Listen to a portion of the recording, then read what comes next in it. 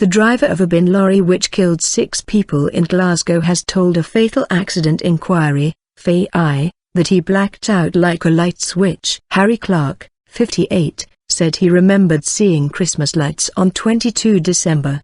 The next thing he could recall was the bin lorry crashing into the Millennium Hotel, and a colleague shouting "Wake up!" Mr Clarke refused to answer some questions as he may face a private prosecution from bereaved relatives.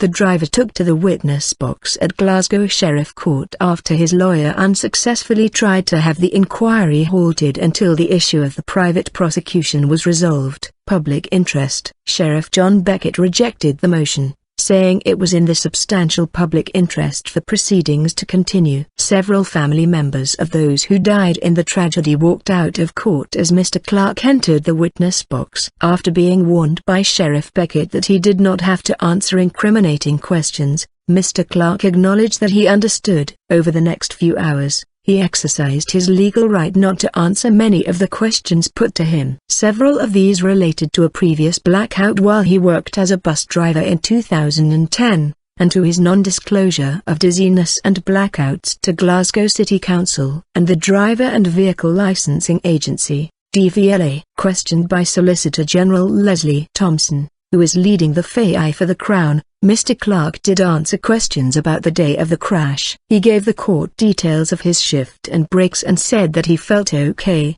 brand new. Asked about 3 bottles of unopened beer found in the lorry cab, Mr Clarke said that it was 3 days before Christmas and shops sometimes gave beer to refuse crews. Light switch. In the moments before the crash, which began in Queen Street, Mr Clarke recalled, "I seen the Christmas lights, everything was okay, and the next minute, it was like a light switch."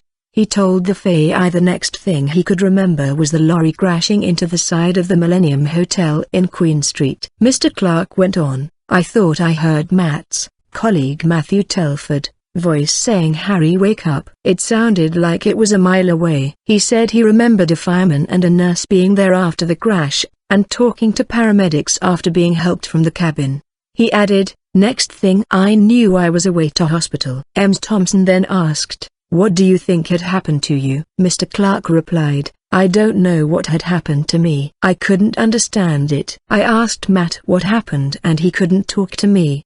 The inquiry at Glasgow Sheriff Court has heard that Mr Clarke was unconscious at the wheel of the council bin lorry when it veered out of control on 22 December last year, killing 6 people and injuring 15 others. It has also heard that Mr Clarke had a history of dizzy spells and fainting which he had not disclosed to the Driver and Vehicle Licensing Agency, DVLA, or on job application forms and health assessments for Glasgow City Council. Tragic accident. This included a blackout at the wheel of a stationary bus in April 2010, when Mr Clarke was employed as a driver by First Bus. The Crown Office in Scotland has already decided that Mr Clarke should not be prosecuted over the bin lorry crash as it had been a tragic accident. 2 families have indicated, however, that they intend to pursue a private prosecution against Mr Clarke for dangerous driving based on the assertion that he knew he was unfit to be behind the wheel of a lorry. The inquiry continues.